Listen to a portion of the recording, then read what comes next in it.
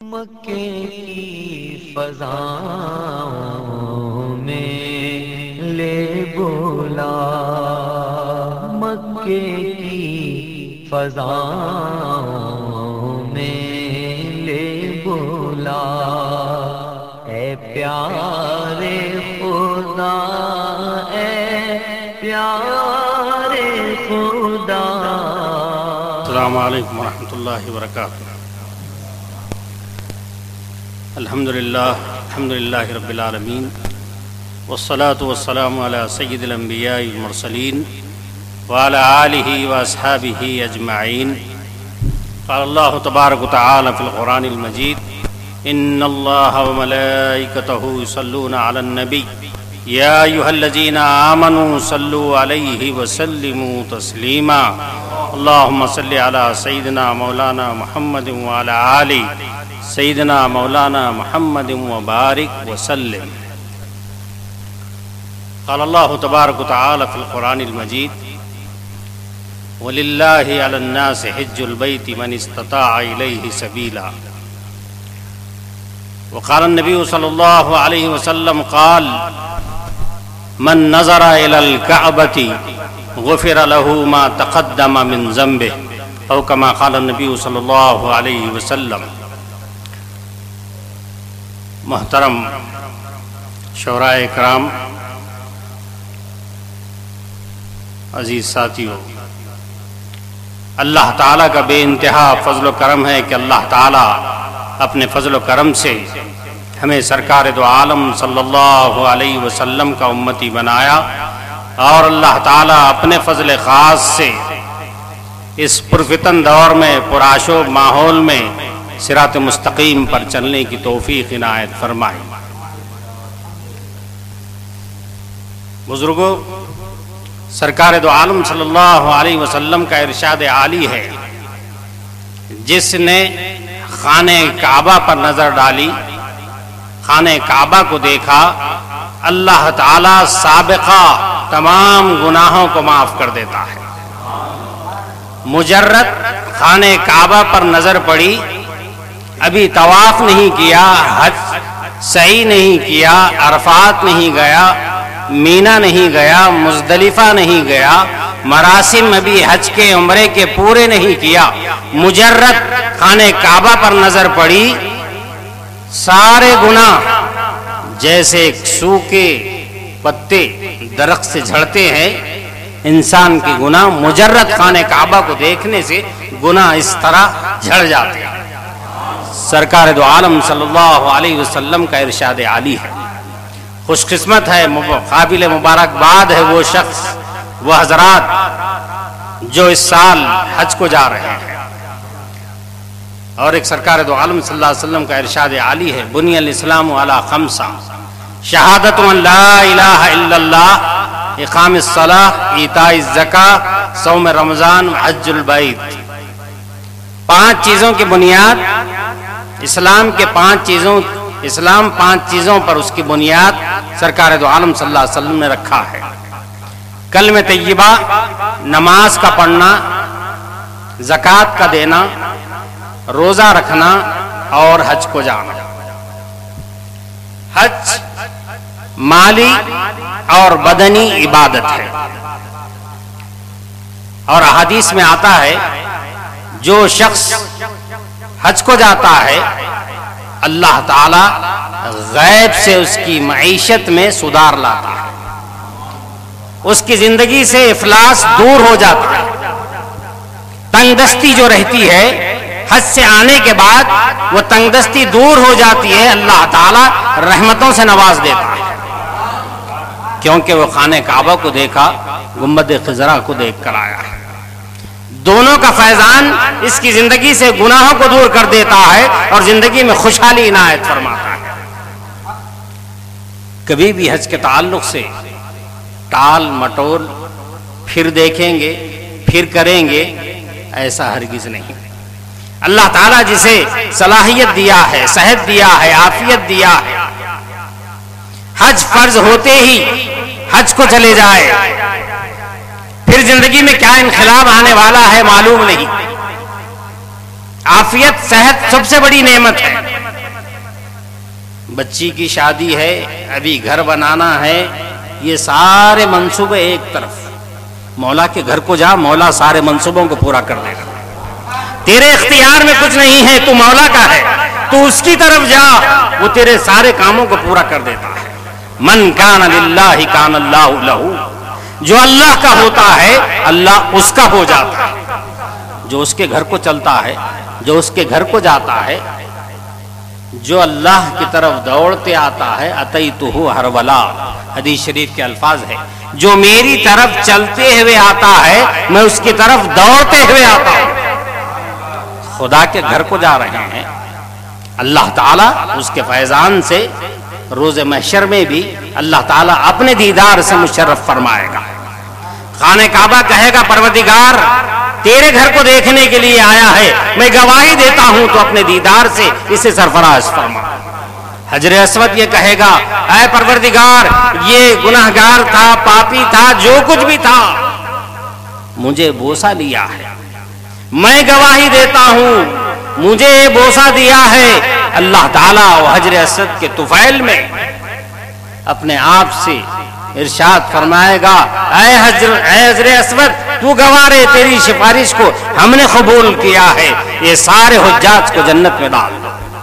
तो मोहतरम बुजुर्गों, अल्लाह ताला का बहुत बड़ा करम है, बहुत बड़ा फजल है कि अल्लाह ताला अपने फजल व करम से ये मुबारक महीना इनायत फरमाया है। हज का इरादा कर, सारे इंतजामात अल्लाह कर देता है। और हदीस शरीफ में आता है, सरकार दो आलम सल्लल्लाहु अलैहि वसल्लम का इरशाद है, मन वजदा साअतन वलम यहुज फलयमुत यहूदियन औ नसरानी। अल्लाह ताला जिसे मालो दौलत से सरफराज फरमाता है, अगर वो हज न करे, वो यहूदी मरे या नसरानी मरे, मेरा उससे कोई ताल्लुक नहीं है। अल्लाह ताला हम सब की हिफाजत फरमाए। इतनी सख्त वईद है, यहूदी मरे या नसरानी मरे, मेरा उससे कोई ताल्लुक नहीं है। मोहतरम बुजुर्गों, सरकार दो आलम सल्लल्लाहु अलैहि वसल्लम का इरशाद आली है, मन हज्जा हज्जतन फकद अद्दा फरीजतन। जिसने हज किया उसने फरीजे को पूरा किया, अदा किया। वमन हज्जा सानियतन, जिसने दोबारा हज किया, फकद दायन रब्बहू, उसने अपने रब को कर्ज दिया। वमन हज्जा सलासा हिजज हर्रमल्लाहु शअरहू व बदनहू अलन्नार। जिसने 3 हज किया, अल्लाह ताला उसके बाल को, उसके खाल को, उसके जिस्म को जहन्नुम पर हराम कर देता है। कितनी बड़ी खुशखबरी है। हम गुनाहगार, पापी, बदकार, सियाकार मौला के घर को जाए, मौला कह रहा है उसके बदन को मैं हराम कर दिया, हां जहन्नुम पर। खुशकिस्मत है वो लोग जो हज किए। बड़ा ताज्जुब होता है, बाज लोग कहते हैं आज खुशी का दिन है, खुरा अंदाजी में मेरा नाम आ गया है। यकीनन काबिल मुबारकबाद है, खुरा अंदाजी में नाम आ चुका है। खुरा अंदाजी में मौला नाम डाला है तेरा।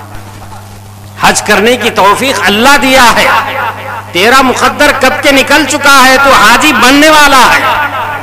आलमे गैब में जब हमें वजूद नहीं मिला था, कुंतुम अमवातन, जब तुम मुर्दा थे, बैन सुल्ब व तराइब, माँ के असलाब, बाप के सुल्ब में, माँ के रहम में जब तुम थे, अल्लाह ताला उस वक्त वो सदा को सुन लिया था। ये आलम शहादत में आकर उसका तकमीला हम कर रहे हैं।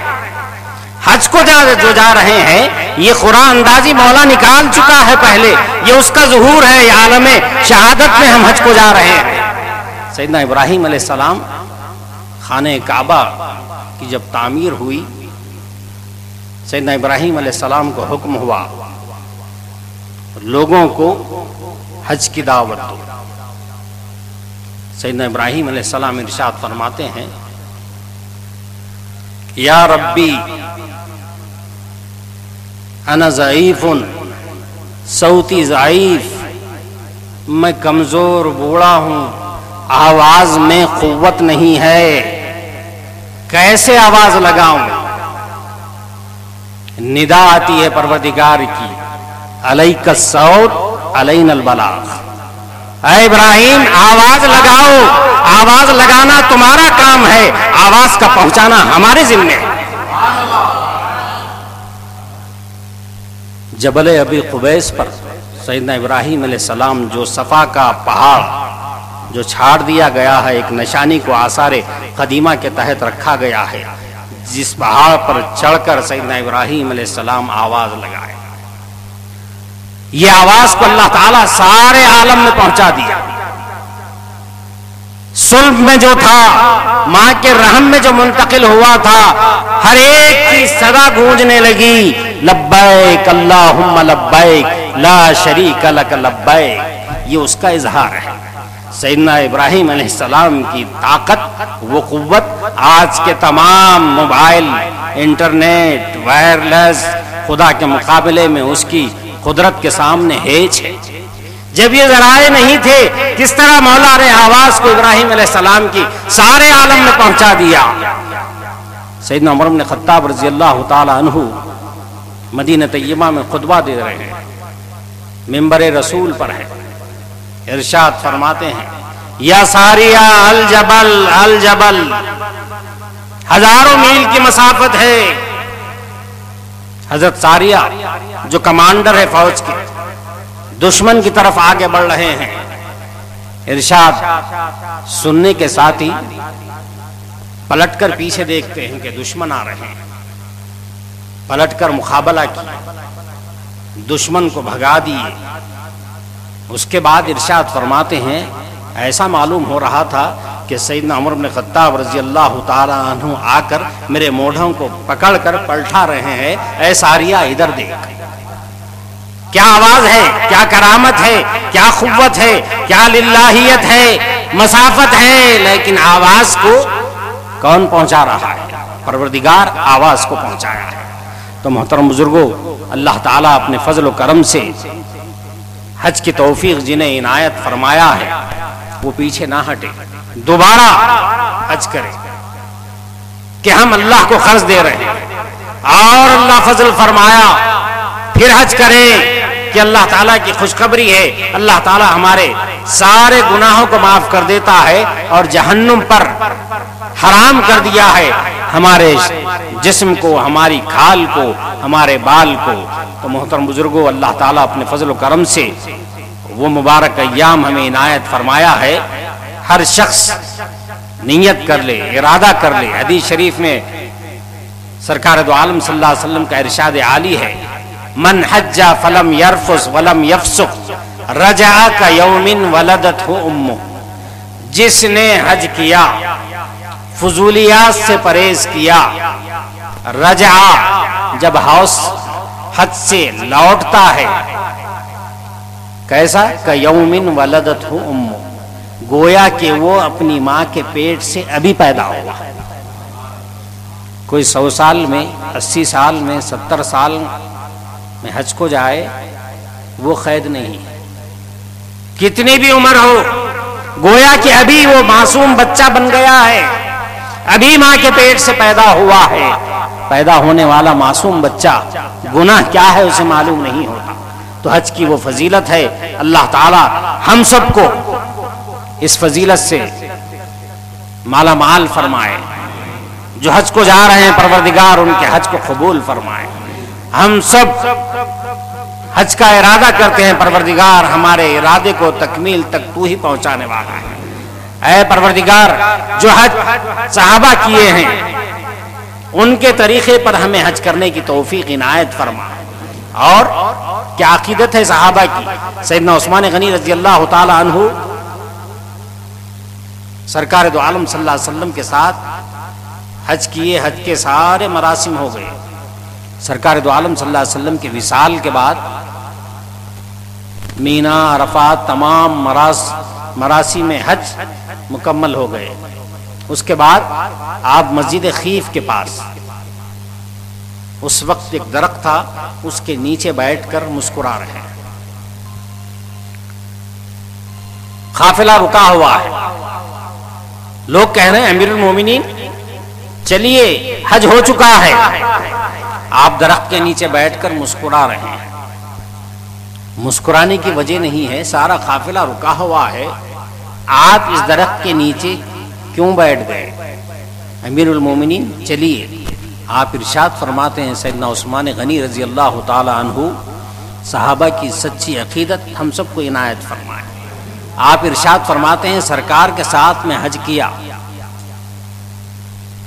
سرکار دو عالم صلی اللہ علیہ وسلم تمام مراسم طے کرنے کے بعد مسجد خیف کے سامنے یہ وہی درخت ہے، سرکار یہاں بیٹھ کر مسکرائے تھے، سرکار کا مسکرانا مجھے یاد آ رہا اور میں اس ادا کو پورا کر رہا ہوں، اور میں یہ سمجھتا ہوں میرے مسکرانے کی وجہ سے میرا حج قابل قبول ہو گیا۔ نہ فرض ہے، نہ واجب ہے، نہ سنت ہے، عقیدت کیا ہے؟ میرا حج اب مکمل ہوا۔ خانہ کعبہ کو گئے، مدینہ طیبہ کیوں جانا؟ بہت چل رہا ہے، خیر وہ موضوع الگ ہے۔ سرکار دو عالم صلی اللہ علیہ وسلم کی زیارت کے تعلق سے آتا ہے، من زارا قبری وجبت لہو شفاعتی، جس نے میری زیارت کی اس کی شفاعت مجھ پر واجب ہو گئی۔ حج کے بعد سرکار دو عالم صلی اللہ علیہ وسلم کے پاس جانا حج قبول ہونے کی علامت ہے۔ صحابہ کو دیکھیے کس انداز سے، کس ادا سے سرکار دو عالم صلی اللہ علیہ وسلم کی ایک ایک ادا کو قربان ہو جاتے اور وہ ادا کو، وہ طریقے کو اپناتے۔ سیدنا علی رضی اللہ تعالی عنہ مدینے کی گلیوں میں ایک مرتبہ سرکار دو عالم صلی اللہ علیہ وسلم کے ساتھ جا رہے ہیں، راستے میں ایک درخت آ گیا، سرکار دو عالم صلی اللہ علیہ وسلم درخت کے نیچے سے گزر رہے ہیں، اس درخت کی ٹہنی سرکار دو عالم صلی اللہ علیہ وسلم کے پیشانی کو لگنے کا خدشہ تھا۔ آپ کیا کیے؟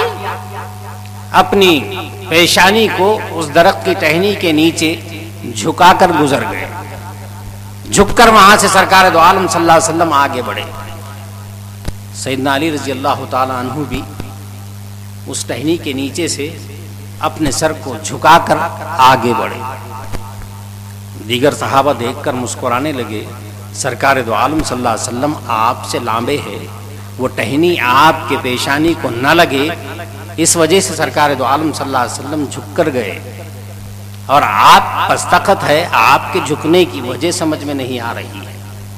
سیدنا علی رضی اللہ تعالیٰ عنہ ارشاد فرماتے ہیں، وہ سر کو لگے یا نہ لگے میرا اس سے واسطہ نہیں، میں دیکھا میرے آقا کو جھک کر گئے ہیں کہ میں بھی جھک کر جاؤں۔ ہر ادا پر صحابہ جان دیتے تھے، قربان ہو جاتے تھے۔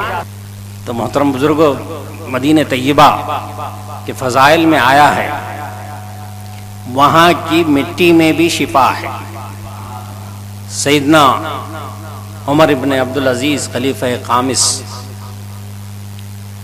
مدینہ طیبہ جب پہنچے، مدینہ طیبہ کے دروازے پر باب السلام اس وقت ہے، اس وقت جو دروازے تھے، جاتے وقت آتے وقت دروازوں کو مس کرتے، چھوتے اور اپنے چہرے کو لگا لیتے۔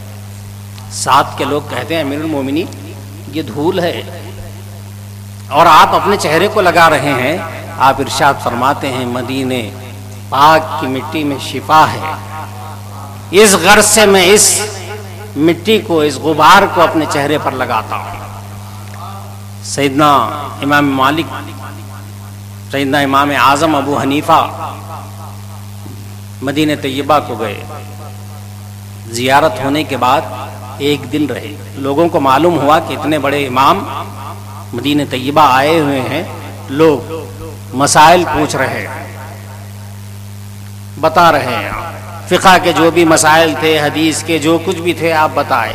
دوسرے دن سفر کے لیے ارادہ کیا۔ لوگوں نے کہا اے ابو حنیفہ، آپ اتنے بڑے امام ہیں، لوگ آپ سے استفادہ کر رہے ہیں اور آپ اور رک جائیے، جانے کی جلدی کیوں کر رہے ہیں؟ پھر رک گئے، تیسرے دن بے چین ہو گئے۔ لوگ روکنے پر آپ کہتے ہیں اب مجھے مجبور مت کرو، میں جاتا ہوں۔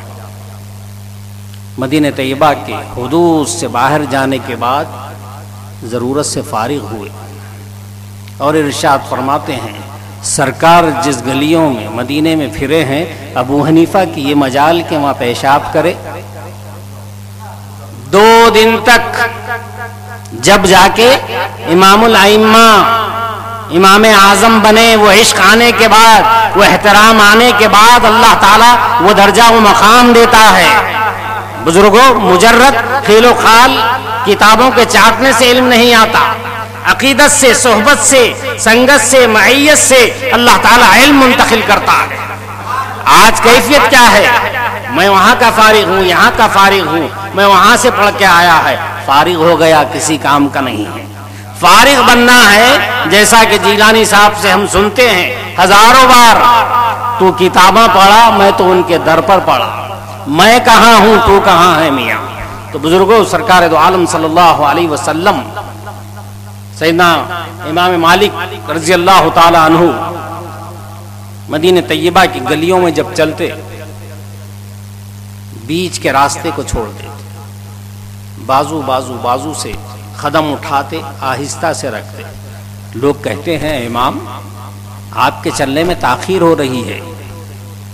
آپ کہتے ہیں جہاں پر سرکار دو عالم صلی اللہ علیہ وسلم، میری یہ مجال کہ ان کے قدم پر میں قدم رکھوں، احتیاط سے قدم کو اٹھا کر سوچتے ہیں ادھر رکھوں یا ادھر رکھوں۔ آپ کے شاگردوں نے کہا حج کو جائیں گے، ایک مرتبہ آپ حج کر لیے۔ ہر بار شاگرد عرض کرتے ہیں آپ کی سنگت میں، آپ کی معیت میں ہم حج کریں گے۔ آپ ارشاد فرماتے ہیں ایک حج میں کر لیا کافی ہے، مجھے خدشہ ہے اگر میں مکے کو جاؤں، وہاں موت آ جائے تو مدینے کی سرزمین مجھے نہیں ملے گی، مجھے یہیں رہنے دو۔ تو بزرگوں، یہ اماموں کا اسوہ ہے ہمارے، جن کے ہم مقلد ہیں۔ جب تک ہمارے اندر پکی عقیدت، پکی محبت، ادب و احترام نہیں آئے گا، نہ حج قابل قبول ہے، نہ اور عبادتیں قابل قبول ہے۔ عقیدہ پکا ہونا، مضبوط عقیدت ہونا، سجدہ قابل قبول ہے۔ اللہ تعالیٰ سے میں دعا کرتا ہوں کہ پروردگار تو اپنے فضل و کرم سے جو حجاج حج کو جا رہے ہیں ان کے حج کو قبول فرما، ہم سب کو صحت دے، عافیت دے، بار بار حرمین کو دیکھنے کی توفیق عنایت فرما۔ اے پروردگار اس مبارک محفل کو تو قبول فرما، اس کیبل کو تا قیامت پروردگار زندہ رکھ، اسلام کی خدمت کے لیے اس کی خدمتوں کو تو قبول فرما، ہم سب پر فضل فرما، کرم فرما، غیب سے ہماری نصرت عنایت فرما۔ ربنا آتنا فی الدنیا حسنۃ وفی الآخرۃ حسنۃ وقنا عذاب النار۔ سبحان ربک رب العزۃ عما یصفون وسلام علی المرسلین والحمد للہ رب العالمین۔